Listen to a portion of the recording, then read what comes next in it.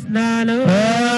बोहिष्ठामयो भुवस्तान ऊर्जे दधातनाय चक्षसे शिवनमोरसस्तस्य भाजयते हनः मातरः अस्मारङ्गमामभोजस्य क्षयाय जन्मथा जनयथा जनः सपरिवाराय श्रीमते विश्वक्सेनाय नमः अनन्तरं शुद्ध आचमनीयं समर्पयामि सपरिवाराय श्रीमते विश्वक्सेनाय नमः